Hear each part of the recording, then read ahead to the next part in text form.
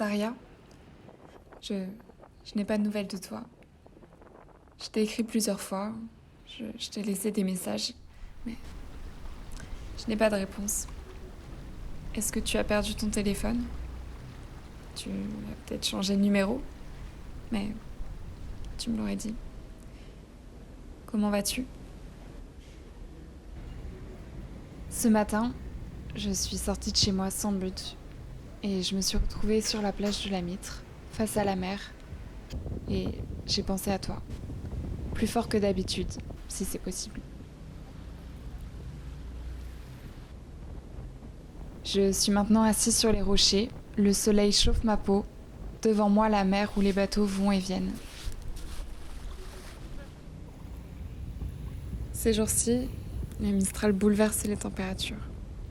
Hier il pleuvait et aujourd'hui il fait beau. Je ne sais jamais comment m'habiller. La petite robe à fleurs que l'on a achetée ensemble au marché me fait de l'œil, mais j'hésite encore à la sortir. Je me suis baignée et je sens maintenant le sel marin tirer ma peau. Comme à Hamlet et Baïda. Tu te souviens?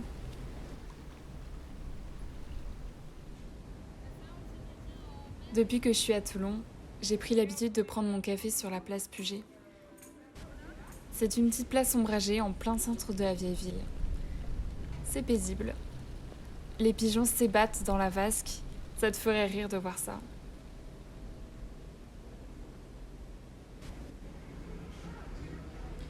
Tout à l'heure, en remontant la rue Mirabeau, j'ai levé les yeux.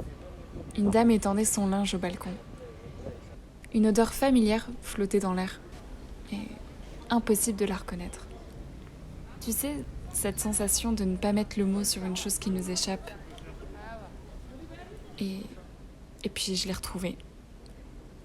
C'est l'odeur de tes draps. Tout m'est revenu. Nos matins d'été. Le bruit de la ville finissait par nous réveiller. La circulation, les cloches, puis nous allions prendre nos petits déjeuners au souk El Tayeb, dont le frigo était toujours vide. On marchait des heures sur le port. Nos mains se frôlaient. Oh et je me souviens de tes sursauts lorsque les cargos faisaient retentir leurs sirènes. Leur pimpon, comme tu disais.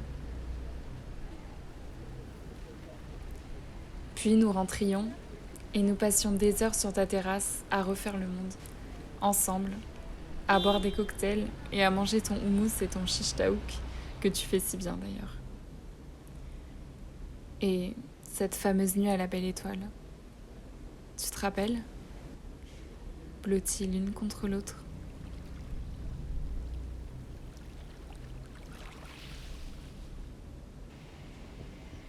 De mon côté, j'ai fait ma rentrée à l'école Camondo en septembre, à Toulon. Bon, ça fait que 2 semaines, mais c'est déjà intense. Ça m'occupe. Je me suis fait des amis, je pense qu'ils te plairaient. Sauf peut-être une d'entre elles, très dynamique. Une vraie pile électrique. Pas trop dans ton caractère.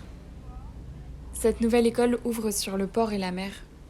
Ça m'a fait penser à ton ami Riwan, qui m'avait fait découvrir ce bar en terrasse, le Sky Bar, c'est ça, non? Où nous avions passé de super soirées.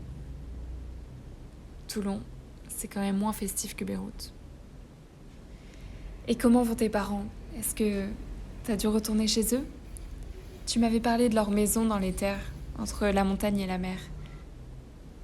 J'ai vu des images du palais sur Soc dévasté par l'explosion et j'ai mesuré l'ampleur des dégâts et du travail qu'il faudra entreprendre pour réparer ce qui a été détruit. J'en ai la chair de poule. J'ai quand même du mal à réaliser ce qui s'est passé.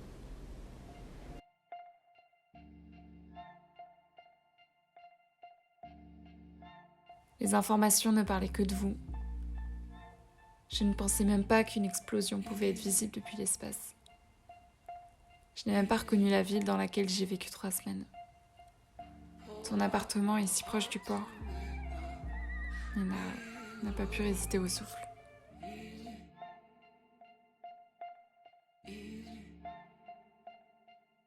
Toutes ces vitres brisées, ces toits arrachés, m'ont mis les larmes aux yeux. Et ton téléphone, qui ne répondait pas. Et toi, qui ne me réponds pas.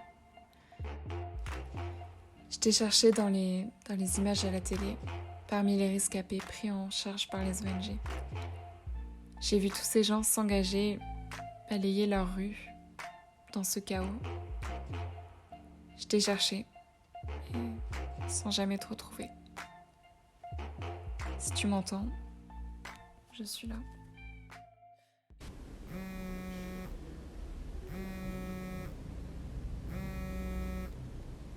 Allô? Émilie, c'est bien toi? C'est Saria. Je suis désolée, j'ai perdu mon téléphone pendant l'explosion, mais je me suis souvenu que Liwan avait ton numéro.